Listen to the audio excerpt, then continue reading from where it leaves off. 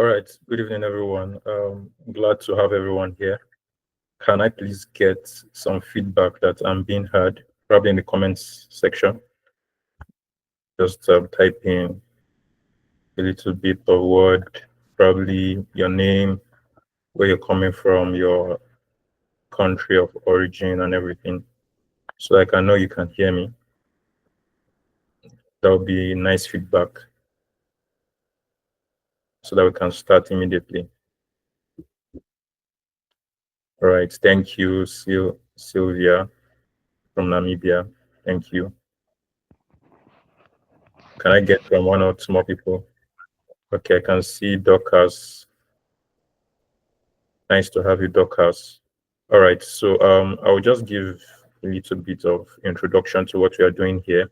Then I'll hand over to our speaker for today so that we don't waste much time. Geoffrey, thank you, from Zambia. I see you. So we don't waste much time. Others will join us as we continue. And so that we can also have enough time for questions and answer for our speaker today.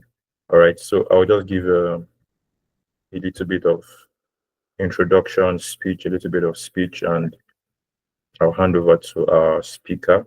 So please permit me to share my slides. I just want to give us an idea of what we are doing today. Yeah. All right, so my name is Solomon Faith. I'm the president and founder of African Transformation Network. All right, Mohammed, I see you. Thank you, from Sierra Leone. Thank you. I'm president and founder of African Transformation Network, and we started about 2 years ago. Even though we've started holding programs before that, our hallmark of activities is that every month we hold different activities or different ranges of programs, inviting different people to speak to different issues that concern African transformation. So our vision is to see that Africans are transformed, because we believe that leadership is a major problem in Africa, and until we have transformed minds, we can't have good leadership. And until we have good leadership, we cannot enjoy fruitful dividends in our continent. All right. So that's the vision of the organization. All right. So permit me to just run through one or two things. Are we talking about what is African Transformation Network? I've already said that. All right. So there's no need to go too much into that anymore to save time. So we're starting Young African Leaders Summit this year. This is the first time we're running this program. And the vision for that is to bridge the gap between professionals who are doing well in their field of endeavor. I always love to have feedback, right? Anytime I'm talking, to confirm that I'm being heard, so that I don't go far with what I'm saying and then discover I'm not being heard. So a little bit of feedback once in a while will help me know that I'm still in line, all right, or on track. So can I get just a little bit of feedback to know that I'm still being heard and I have not cut off from us? All right, so just one, yes, thank you. All right, thank you so much. All right, so Young African Leaders Summit, YALS for short, is something we came up with this year, and it's a vision I just had. I was trying to apply for one Young World Leaders Summit in Canada, Ontario, Canada, and while going through the process, I thought, why don't we have something like this in Africa, right? Why don't we have something like this in Africa? We have African leaders who are doing well globally. Why don't we have something like the One Young World, the African edition, where we can bring in people who are doing well in their own fields and have them speak to younger, upcoming leaders who would like to learn from them. So bridging that gap is one of the purpose for which Young African Leaders Summit is created. While this year we are doing it online because we've not been able to, set good ground for which to run the program on as a physical event. Hopefully next year we'll be able to do it physically in Nigeria for a start, and then hopefully run it through other African countries. That's the vision. And of course, we would need more hands for that. But currently we work with what we have, and that is why we have to do it online. but the vision is to also have it as a physical event where people can come from different African countries to a particular single point to run the program. And then we'll have leaders come, whether political, business leaders, and academics, and different areas of endeavor will come and speak to younger African leaders who are coming up, and get them to know what to do as they progress in their careers. And starting that now requires us to come up with a theme that depicts what we are trying to do, right? So I'm talking about the next point, which is what to expect. So I've spoken about African Transformation Network. I've spoken about what YALS is all about, Young African Leaders Summit. So now what you should expect from this summit is growth, transformation, and actionable insights that you can make use of as a young leader yourself. All right. So like I've said, the theme for this year is prototype. And the idea of prototype is that anytime you want to create any invention or any big project, it's always wise to have a prototype that gives you an idea of what you're about to do, right? So we're talking about leadership, but you cannot come to a place of prominence in leadership if you don't have a prototype, if you don't have, okay, I want to be a great leader. The question is like who, or like what kind of leader, so you have to have a prototype, someone who depicts the kind of person you want to become. So that's the idea of the team. And I'm sure from our speakers from today and tomorrow, we are going to be getting insights on how we can know who we should follow, the paths to follow, and the things that we can learn from those areas to help our leadership journey. All right. So have a great time during the course of this meeting and this summit. And I hope that by the time we are done, you have every reason to look back and see that you've been transformed from this program. That's the hope and that's the desire. All right. So it's a privilege to have our first speaker.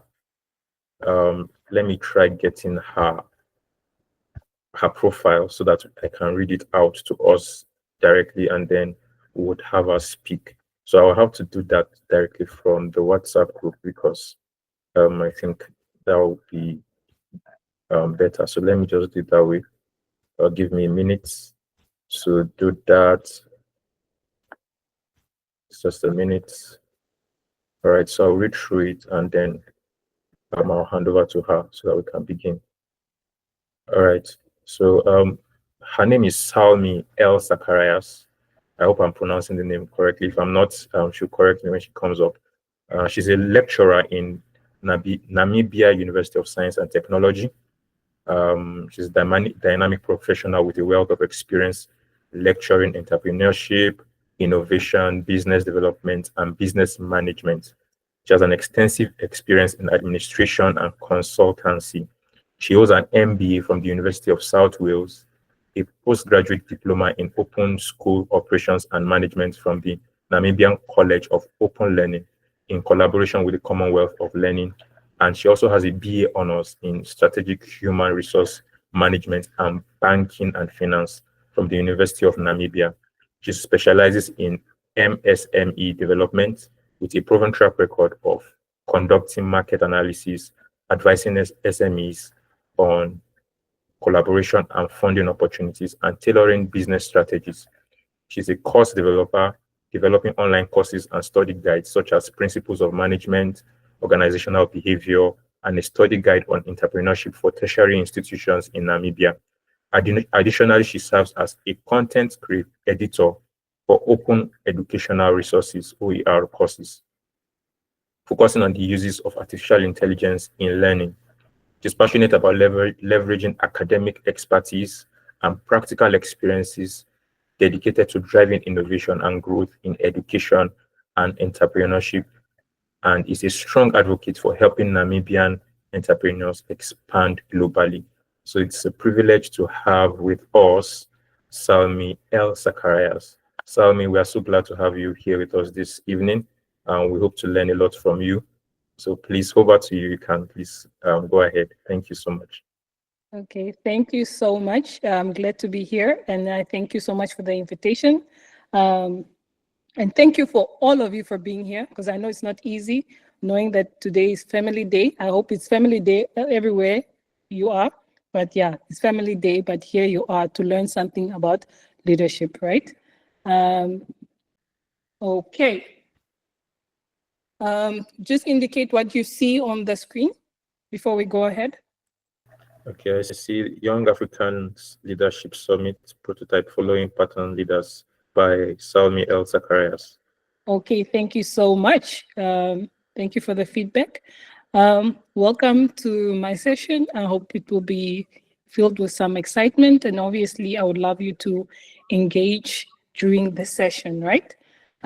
Again, I thank the African Transformation Network leadership for seeing it fit to ask me to be a speaker for this specific summit, right? I think leadership is so important in our continent, and it's so important that we are taking the steps. Like you said, you were applying for something, a leadership program in Canada, and you wondered why is it not in Namibia? And I'm thankful that, I mean, not in Namibia, but in Africa. Thank you that you're taking the necessary steps to allow that to happen here in our specific continent, right? Like the theme says, we are talking about what? Prototype, following pattern leaders, right? And then we have the objectives of this presentation is to basically analyze leadership from a historic and modern, right? To see what exactly are the historical leaders and who exactly are the modern leaders that we are familiar with. And then we examine how to develop and implement our own leadership pattern, because you have to understand that because we are sharing this, we're not saying this is the blueprint. No, we are saying these are the different ways. Then you pick one that is tailor-made for you. Now, it's not important. It's very important to start something, but it's not. You can't start it without understanding what it is. What exactly, when you're talking about patterns, what are we talking about? Our leadership patterns are consistent behaviors and strategies, right? And this is why I made sure to bold those two specific words, which is behavior and strategies. That what successful leaders exhibit. So these are patterns, right? And behaviors and strategies that leaders should exhibit. And this makes them successful. Again, are we together?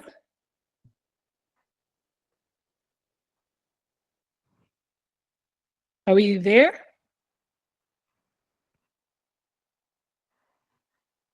I can't really see, so if you have to respond, you have to say something in the mic. Okay? Yes, we can get you, Ma. Thank you. Now, the importance of recognizing the patterns helps in replicating success and fostering leadership. Now, there's a specific quote from Robin Sherman, and some of you probably are familiar with him.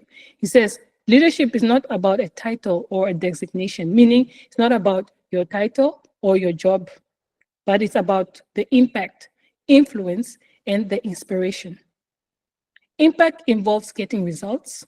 Influence is about spreading the passion you have for your work. And you have to inspire teammates and customers. So it's not about your title, and it's not about your job, what you do. Just because I'm a lecturer doesn't make me automatically that I'm a leader, right?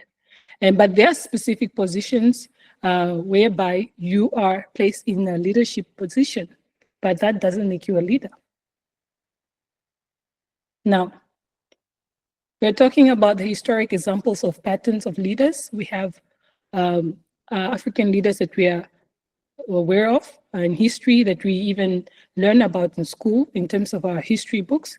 And then we have Kwame Nkrumah, and some of you are familiar with him, who is the former president of Ghana, and obviously the impact that he did in his specific country. We have Thomas Sankara, and which we are also familiar with, what he did for Burkina Faso, then Apa Volta. Then we have Nelson Mandela, who we are also familiar with in terms of what he did in terms of reconciliation and bring about peace within his country, and just making sure that all races are working together as one. And then we have Robert Mugabe. Yes, some of you might not agree with some of these leaders, but we're talking about the good things they have done and how the impact that they have brought into their countries. They are known for a reason, right? Then we have Sam Nujoma, who is the founding father of the Namibian nation, who is also one of our leaders that fought for the liberation struggle of Namibia. And he's one of the people that impacted our country for us to have independence, right? And then we have Ellen Johnson Sirleaf, who's very familiar, our first ever African female president. And her impact, she received so many awards for being the leader that she is. And just to mention a few. Some of you might know a few, and we're going to discuss it even further, right? Now, what are the key patterns that you see in these leaders that I've mentioned? They are committed to justice. They are resilient. That's why we know them. If they were not resilient, we would not know them, right? And that's something that you should know as a leader. The resilience and ability to inspire others is what makes you a leader. Now, who are the modern leaders that we are familiar with? We have parents. We have, and you know this in the household, we have parents. They are what keeps us going. They are who we look up to. Some of you, if I ask you, who is your role model right now? You tell me it's your father, it's your mother, it's your auntie, it's your uncle, for example, it's your grandmother. And these are parents in Africa. There's someone who said that, I don't know, in Africa, we are not about, I don't know what this term, cousins, my cousin. In Africa, we say, this is my sister, this is my brother. We don't know something like cousins. And it's the same. An uncle and aunt, we look at them as parents as well. So these are people that inspire us. And we have community leaders. You have leaders in your community that you look up to. There are some of you and us who came from areas whereby you don't really see goodness in that area because maybe you grew up in an area where there's a lot of poverty and a lot of struggle. So when you see leaders, community leaders who have gone above the community, who have done a lot, just not for the community, but they have gone to places where we haven't, it really motivates us, right, and inspires us.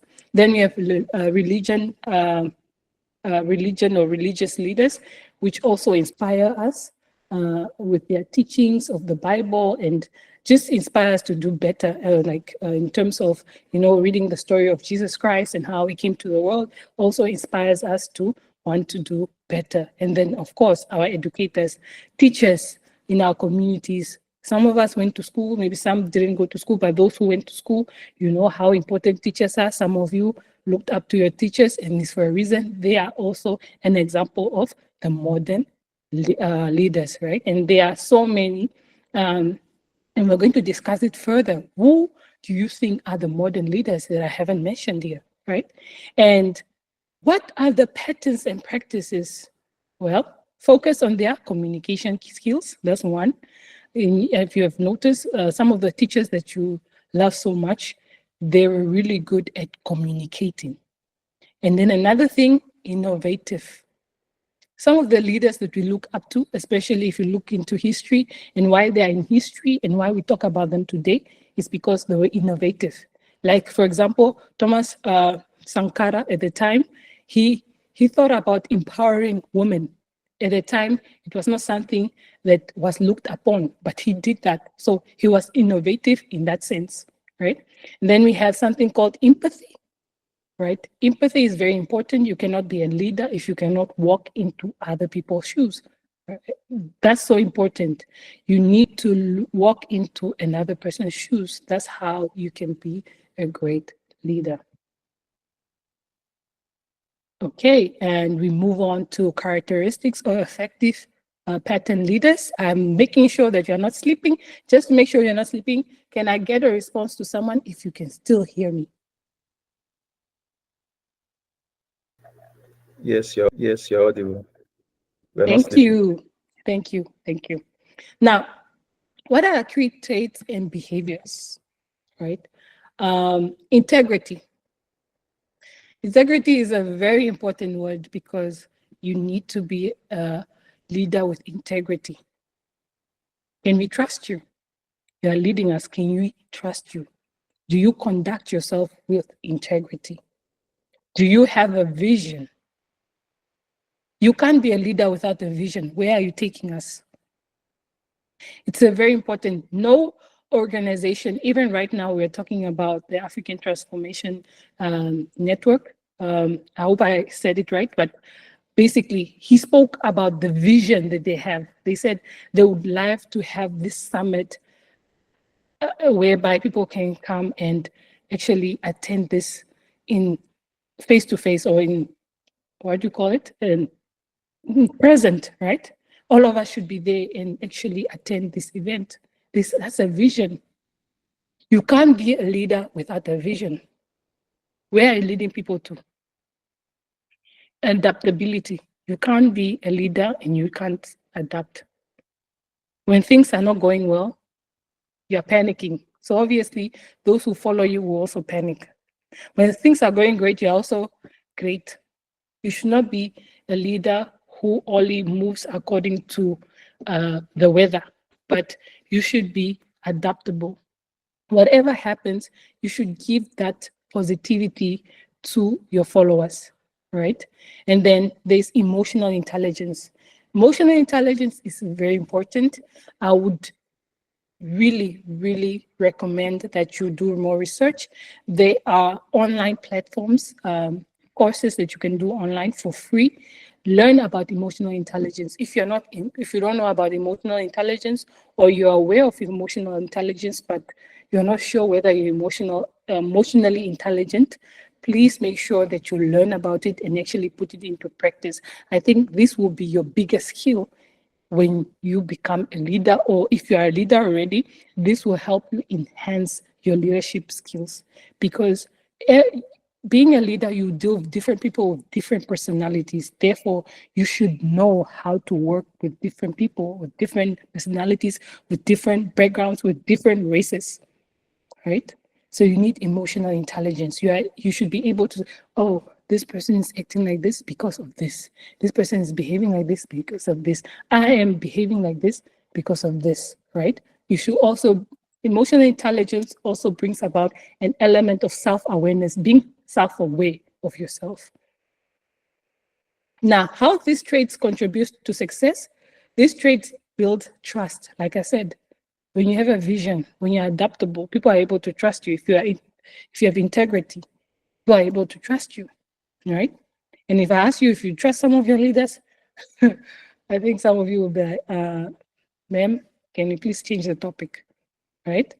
You should be able to inspire teams, community, people, the population. It helps what? Drive progress.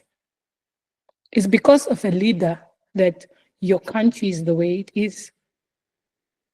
It's because of a leader that the building that you are sitting in right now, somebody was leading that particular construction site.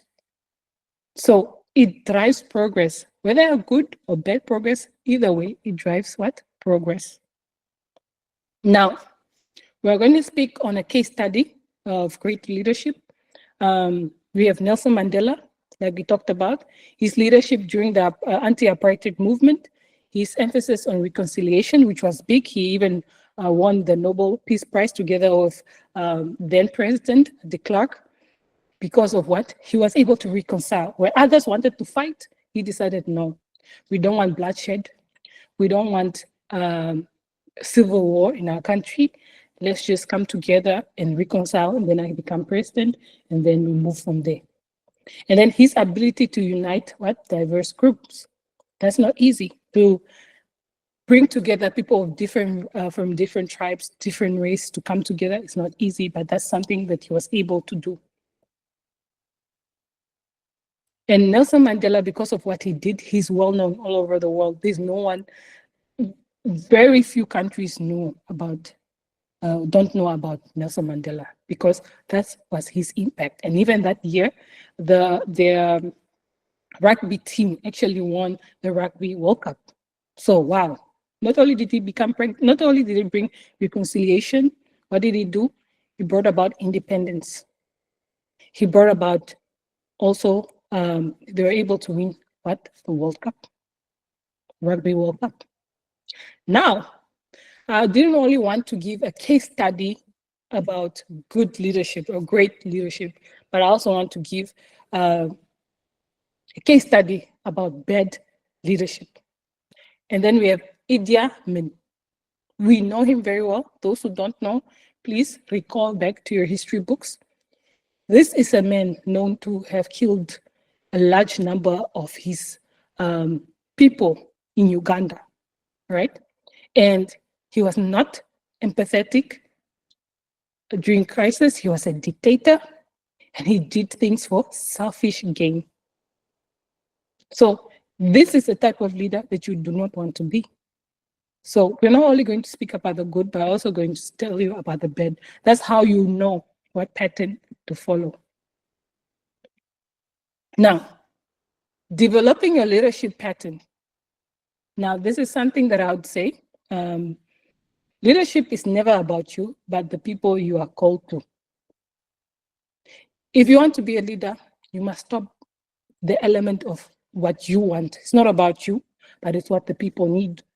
You know how you know you're a leader is because you're not selfish. You care about others. You come out like if you're in there's a group of people, this one wants this one wants this one wants this, and there are like 10 people. And out of the 10 people, you are the 11th people. So you are the leader. You are the person who's supposed to what? Make a decision for them. You make a decision for everyone that will benefit everyone and not just a specific person. Therefore, you need to be a selfless person to be a leader. As a leader, you need spiritual backing. And this is something I've seen that many leaders don't speak about, or some of them are not aware about, or they are aware, but something that probably they don't communicate. You cannot be a leader without spiritual backing. What do you believe in? What do you stand by? What's your foundation? Are you a Christian, Muslim? What is it that you stand by?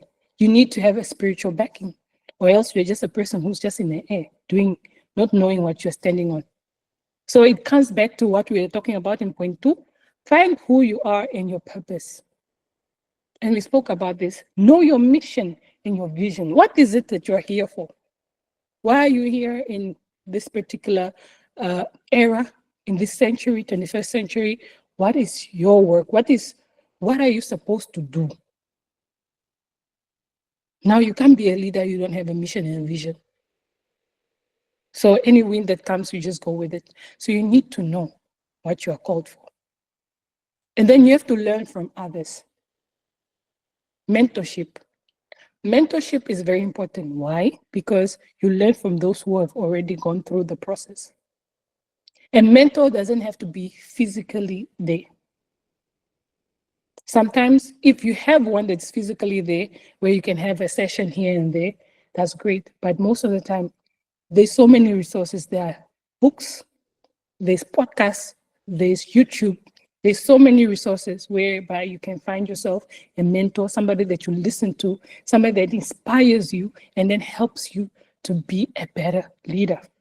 And obviously, you need to do due diligence, because you can't follow someone who doesn't make sense. You need to follow somebody. That's why we started with purpose.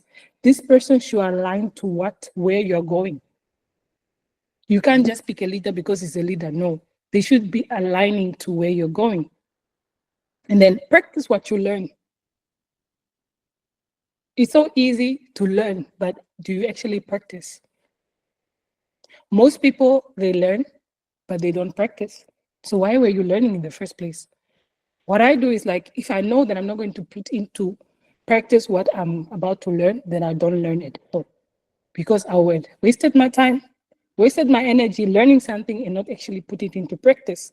How many of us do we read books, but especially the self-help books, you read it and you place it there and you don't do anything? Or you read the financial book, you read and then you place it there. You need to put into practice what you learn. Then examine yourself as a leader and find others who can give you constructive criticism. That's where I was speaking about the element of self-awareness. You need to be self-aware. Self-aware, and also at the same time, what? Give yourself, you need to be able to be open to constructive criticism, not any criticism, because criticism can be somebody's opinion and it really is not related to you as a person, as an individual, but I'm talking about constructive criticism. Criticism that can take you to the next level. And then we have what? Always be willing to learn, relearn, and unlearn. What do I mean by that? Be open to learn, relearn. Maybe you forgot something and you need to relearn it, right? And then unlearn. There are certain things that we probably grew up learning that we need to unlearn. Some of the leaders that we looked up to, maybe there's something that you thought was good, but as you're growing up, you realize, no, it's not good. Unlearn. And then learn to know that you are not always right. As a leader, you should be aware that you're not always right. And also have this mentality of going into the room and thinking, don't always think that you are a person that knows everything. You don't. Sit in a room and actually learn from others. Be open-minded. This is one thing that I also like to say. Those who you influence are not your slaves, but rather your building blocks. Those who follow you because of your influence should not make you think that you can take advantage of them. And that's what we see. Because people follow you, people tend to what? Take advantage.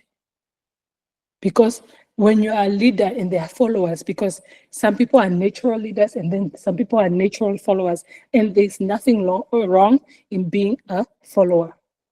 That's what you're called for. But then when you don't treat your followers well, then you're not going to build anything.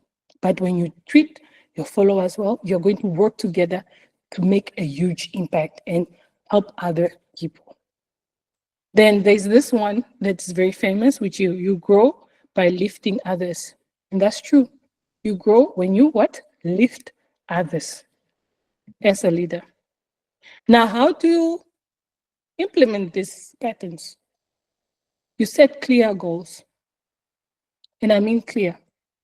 You can't just have goals, but they need to be clear to you, tailor-made for you. That's why you need to know your mission and your vision.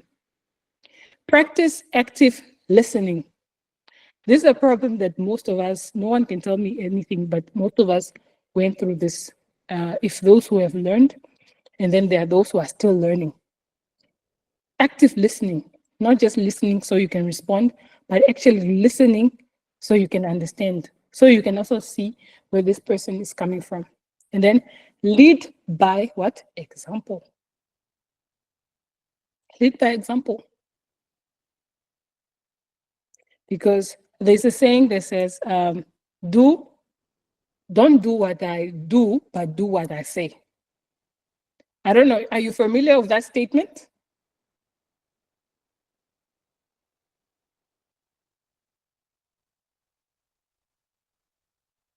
I'm trying to hear. Are you familiar with that statement where it says, don't do what I do, but do what I say?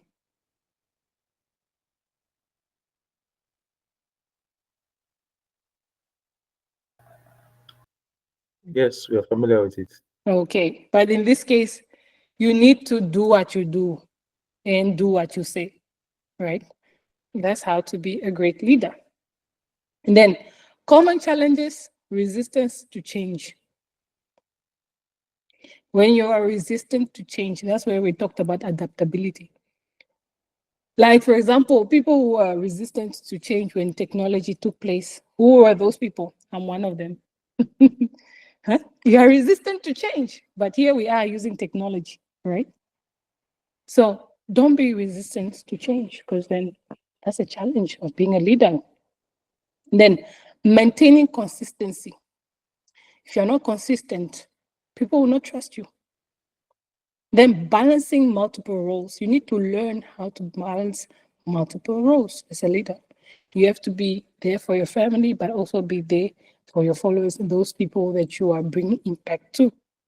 Now, what is the solution to this? Well, foster a growth mindset, which you spoke about, learn and practice. Build a supportive network. This is very important as leaders. You don't do everything by yourself. You need help. The second point and the third point, they are so related. You need a supportive network. You need to be, by having a supportive network, you're able to do great things. You're able to do more. Don't just be a leader where you do everything. You are the accountant, you are the human resource, you are everything. For example, in a business, in the community, you are the one writing names, you are the one speaking, you are the one. No, allow others to help you. Somebody can assist with this, someone can assist with that. Build a supportive, and also being able to network and speak to other leaders and learn from them, like, oh, okay, I have this challenge.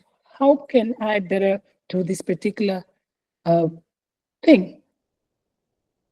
And then prioritize self-care, very important. You cannot be a better leader without taking care of yourself first. We have people dealing with hypertension, hyperpressure, stroke, getting stroke, and all these things. Why?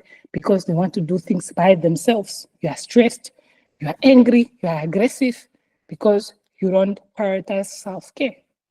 You should care for yourself. You should care for your health first before you can think of leading others. Because we don't want you leading us for 5 years and then from there you have to retire or you can't do it anymore because of health reasons.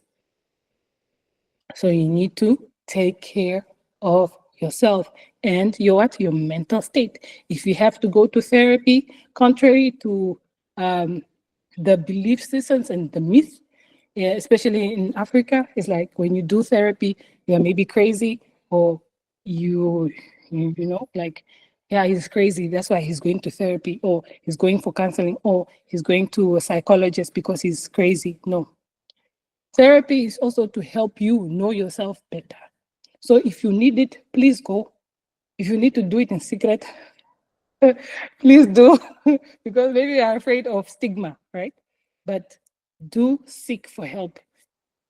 Take care of yourself first and your mental health. Now, we proceed to a very good level of stage where is, I would love some questions. If you have questions that you have, then I can answer them. Thank you so much, ma'am.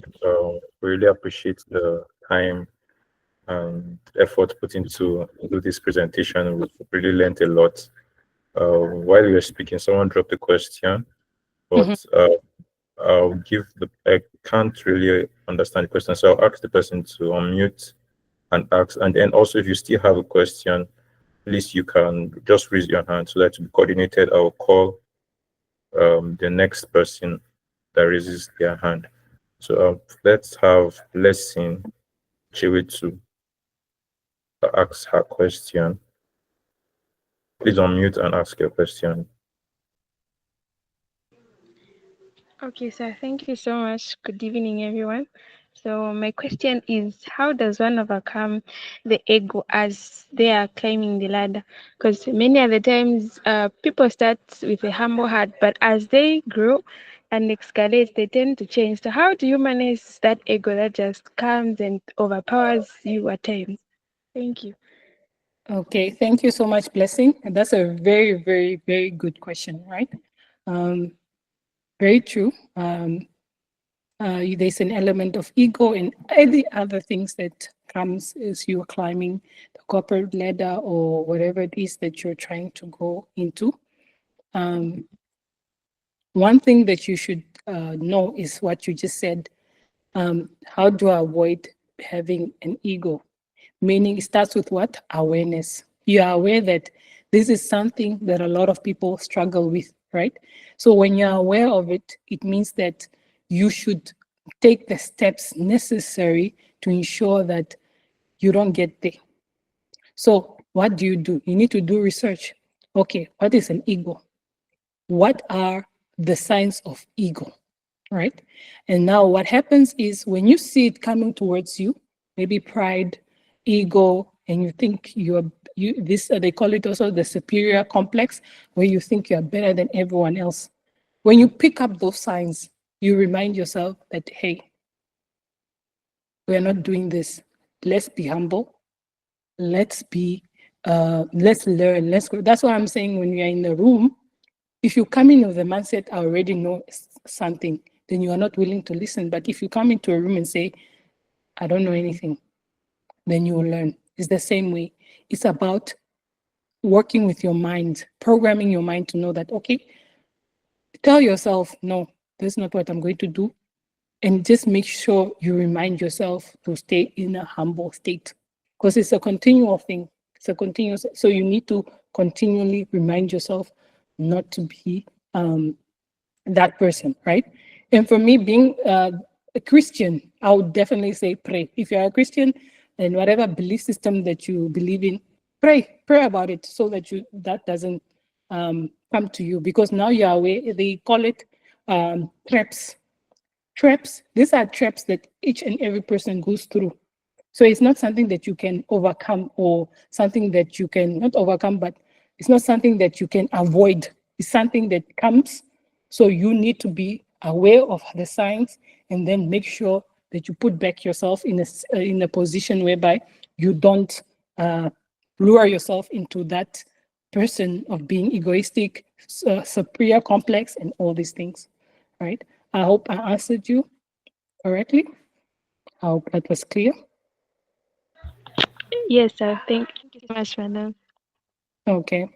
Any other question? All right. Thank you, Blessing, for that question. I'm trying to see if any other person is raising their hand. But meanwhile, let me just ask two questions, one following from the other. Mhm. As someone who is trying to grow in the leadership ladder, is it wise to streamline the people you follow?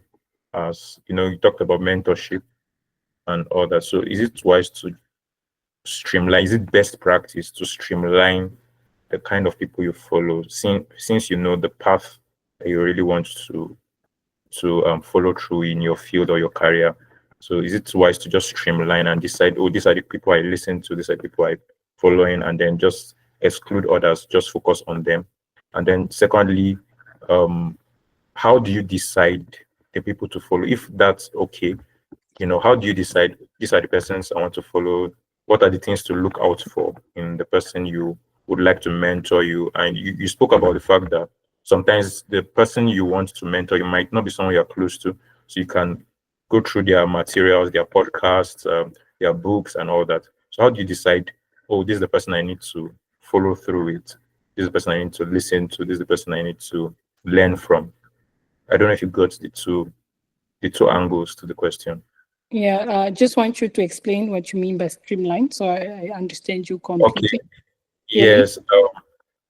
Okay. Generally, we have many leaders in the world, some in politics, business, and all that. So, I believe you can learn from just almost anyone, so long as the person is doing well. But there are people who might decide that, well, this is just the person I want to listen to. Anything this person does is all right. Any other person, I cut them off. This is Mm-hmm. just, so I'm asking if it's a wise decision for someone who is trying to grow to make that kind of a decision to cut off other leaders who are also doing well and focus on just a particular person or group of persons because they are in their own field? Or should we broaden our horizon to learn from as many people as possible? Okay. No, thank you so much for the questions. They're quite depth and they're very interesting, right? Your first question, it depends on the person. If you are a person that is easily, because there are certain specific personalities where people are easily misled, or they lose focus once they receive so much information. Let's say they are listening to multiple speakers, then they just lose focus as to what they need to focus on, because they hear this one said this and this one said this, and then they are confused as to what to do, right? So If you are that type of person, obviously, then you need to focus on key speakers or key leaders, because then you are able to stay on track and not be easily distracted.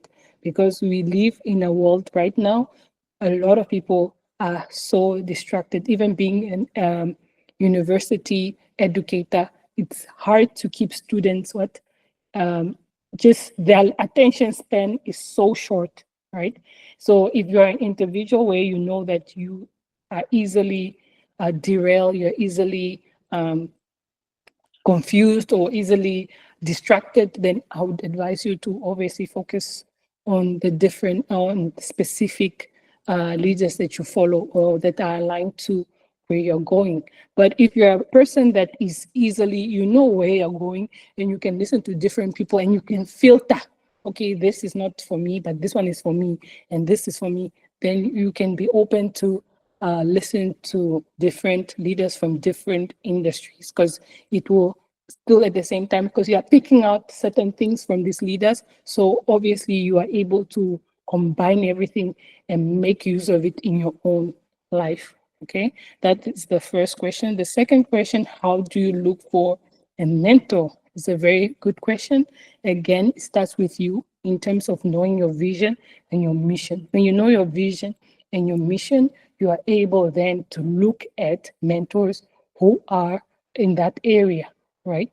So if you talk about business, there are key people in that area. If you talk about this, there are key people in that area, in that industry, in your community, in your country, in the continent, right? Then you're able to find yourself, you're able then to find a mentor, right, through that process. Or sometimes you just happen to get a mentor, because mentors don't really need to be somebody who's exactly as to what you want, but there are certain skills that they can teach you that can help you in your specific journey, right? So that also is very important. So you look, it starts with you first. That's what I'm always saying. It starts with me first. And then from there, you start now looking at that. Okay. I hope I answered you. Yes, thank you. I think that's perfect. Thank you so much. Okay. There are two other questions I can see. One from Joseph. Okay. He asked this: how, as a leader, how do you inspire the people you lead? As a leader, how do you inspire the people you lead? So I don't know, should I go through all the questions, or you Okay. just take them? Uh, Which should you prefer? I think one question at a time. All right, all right.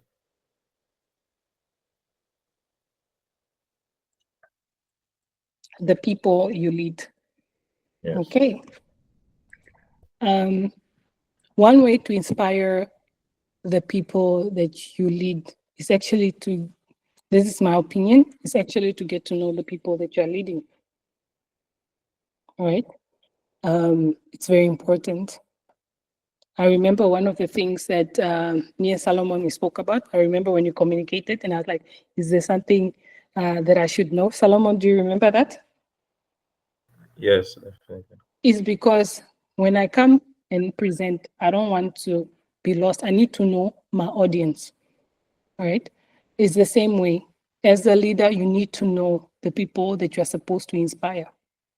You need to know them, meaning that you need to speak to them, you need to interact with them, maybe have an event where you get to interact, or you just have random conversations with them just to see who they are, where they came from, and all those. When you know that information, then you are in a better place to inspire them, right? And then when it comes to inspiration, we know there is non, what you call it? There's non-payment incentives, or they call them non-monetary incentives, and then we have monetary incentives, right? So you can inspire them by obviously saying, like giving them feedback on something that they have done, like, oh, you did a great job on this particular project, or oh, you're so great at this particular thing. I learned so much from you. Like just giving positive feedback, right? From that, when you see things like that, people are more inspired because they know that you see them, they know that you care for them, so they're able to be inspired, right? And then obviously monetary, when you see somebody doing a great job, like let's say you're doing a great, you had a project and the best team player, they get a specific award, they get $10 or 10 whatever currency that you are in that particular, it doesn't have to be a lot of money, but it just has to be a certain amount of money just to give that person a thank you. They can probably just buy a pie or buy a drink with that specific money, but it will really mean a lot to them. So start basically, again, you start with knowing the people that you're about, you want to inspire, and then from there you are able to find ways to inspire them with, whether it's monetary or it's a non-monetary, which is just giving thanks, acknowledging what they are good at.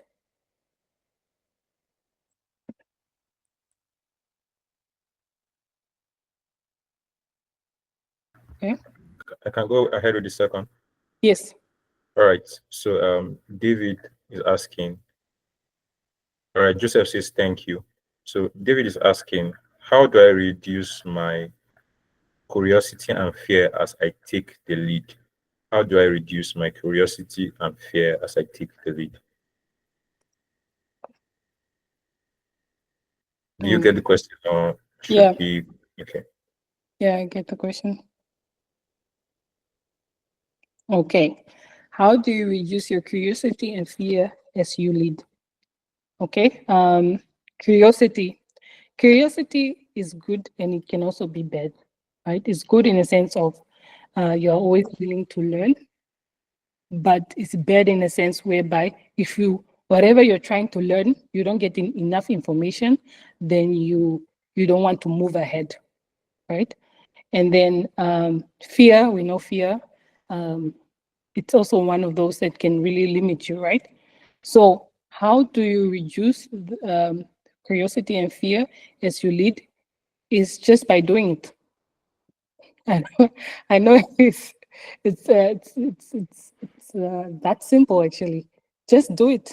Just no matter how curious you are, just continue being curious as you go on your journey.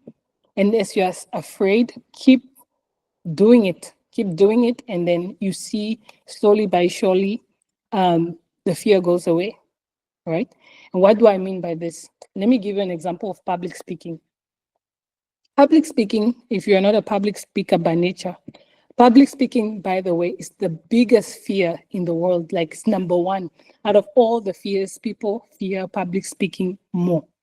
So how does public speaking start? All right. When you start speaking publicly, you are extremely, extremely nervous, right?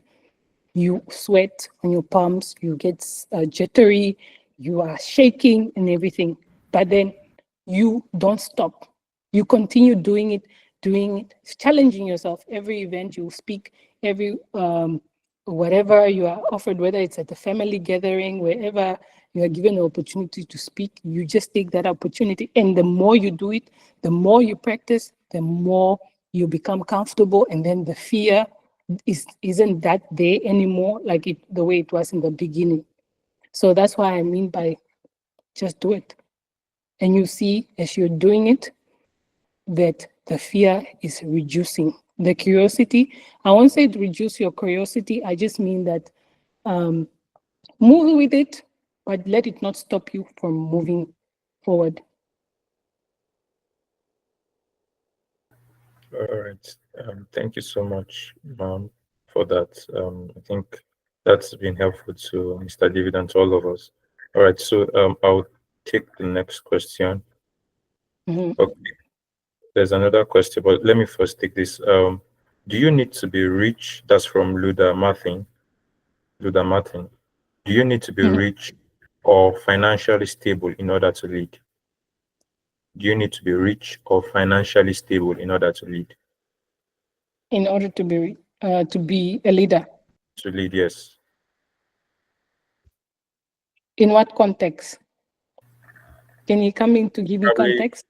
Luda Martin, would you mind unmuting to speak so that we can get the question properly? Luda Martin, you can just unmute and speak.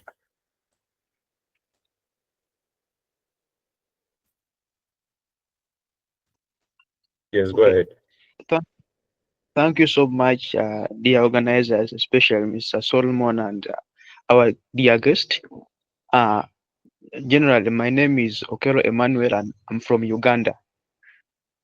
So I'm really so pleased upon this presentation. So my question is that, do you really need to be rich, or do you really need to have a lot of money, or maybe kinda like a medium money in order to lead a group of people? Because I'm a leader here, a president of a students association in the university, but most times we undergo a lot of challenges financially, and sometimes it requires me as a leader to get the money that I don't have, and I realize that the effectiveness ends up reducing. So I was really asking, is it necessary for you to have money in order to lead? That was my question, please. Okay, thank you so much for sharing the context. You can have money and you're not going. So I'll answer this question like that, like in the sense of you can have money, but if you do not know how to manage this money, then you're not going to be effective, right? What am I saying? That leadership skills is first, right? And having those skills will then help you then get the resources that you need to then be able to assist the people that you need. But getting money and you don't have the leadership skills, because a leader in itself is a selfless person. So if you are not a leader and then there's resources, what happens then? If I'm not the leader, I don't really care about you. I don't really care about the people. I'll obviously take most of the money and just leave you with 30 or 20%, right? So meaning that, yes, you are facing the struggle of not having resources, but that doesn't mean that being a leader, you need to be rich, you need to be wealthy in order for you to be a leader. Those skills are natural. Some of them you learn them, but some skills are natural. But being a leader is the most important. And then the finances, the money that you get or the riches that you have, then those that you can help your community with, those are just a bonus, like I said, add on. But it should not be a thing of it should come with you. It would be great if it comes with you, but leadership skills isn't the number one thing, and then the resources. I hope it makes sense. Luda, I don't know if you are able to get that. You can see you say thank you so much, bro. Okay. Yes. Yeah. Let me just continue with him. I'm sorry that you're faced with that challenge. Maybe try to see ways that you can get funding, whether it's also internationally, maybe applying for different projects as well. Just look into that. But I'm sorry that you're going through, because I know funding is really an issue, especially being a leader. It's like you have failed when you don't have enough resources, right? But stay in there, continue being the leader that you are. One day it will definitely pay off. Right. Yes. Thank you so much, ma'am. He says thank you so much. And the previous question from David, he also responds with thank you. So I have someone, Kambole Bernard. He says, how best may I reach out to you for more advice and mentorship? So I guess someone wants to become a mentee. If you are open to accepting mentees from here, how can you reach out to? I guess this is more personal stuff. Would you like to respond? Yeah. At the end, towards the end, I'll give my information. You are welcome to communicate with me, and then we can speak more on that. All right, awesome. Okay. So I hope that's okay, Kambole Bernard.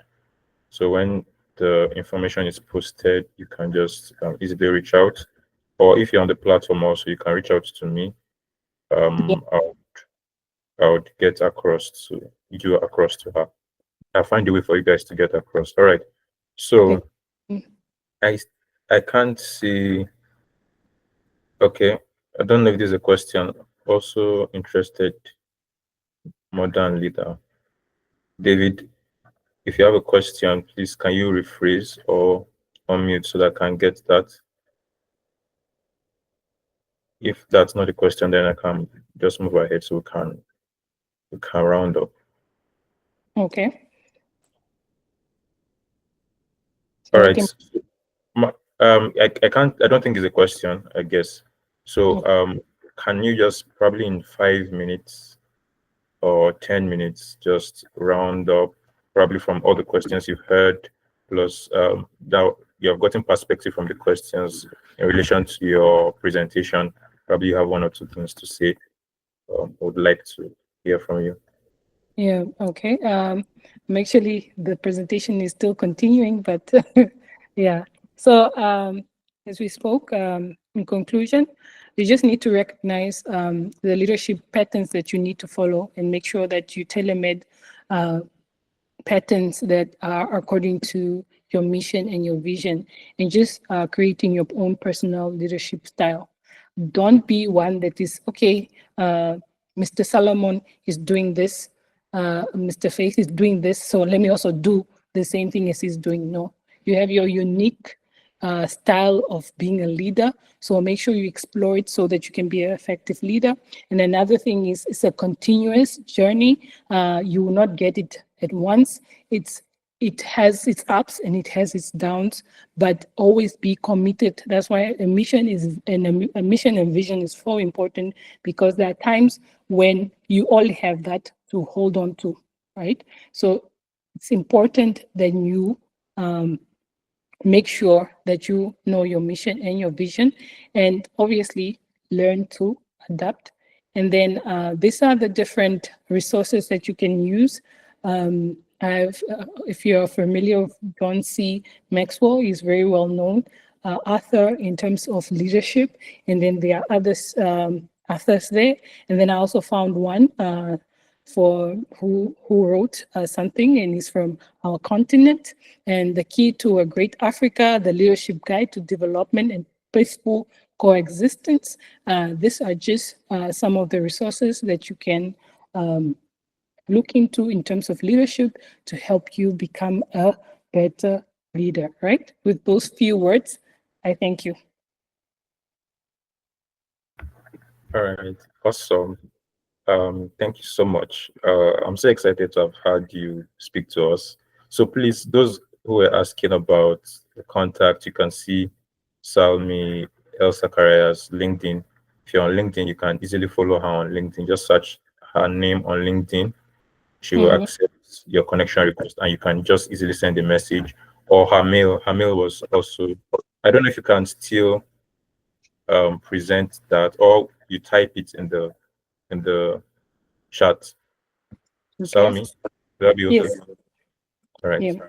So thank you for taking out of your time to speak at this event.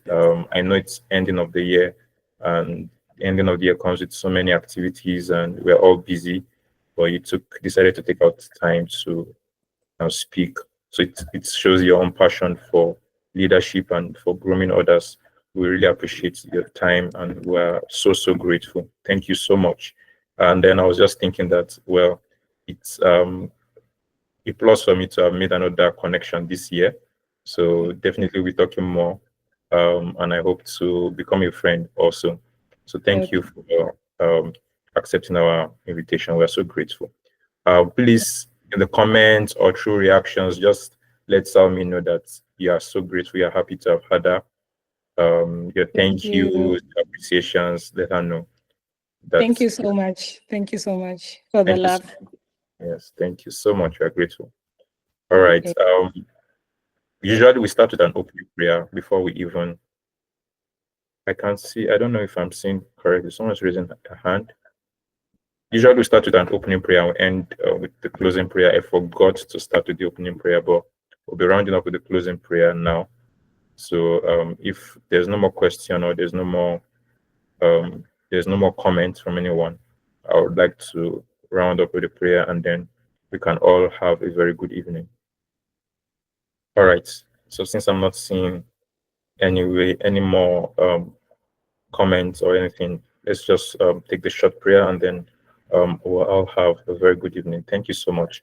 Lord, we thank you for this opportunity to learn again this evening. Thank you for Salmie, whom you've used to speak to us so that we can learn. We're grateful for everything we've heard this evening.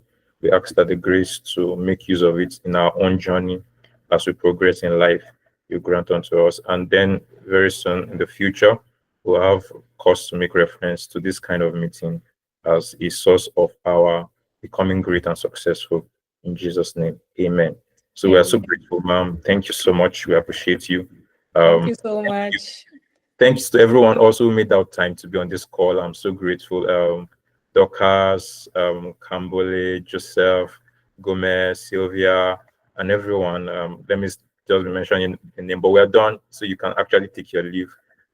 Geoffrey, David, Blessing, Joseph, everyone, Luther, Samuel, everyone. I'm so grateful. Thank you all for being part of this meeting. Thank you so much. So please, tomorrow at the same time, we're having another speaker, and I would love you all to also still be available. Thank you so much. Please do have a very good evening and Merry Christmas Eve. Okay, thank you. Bye. Bye. Bye.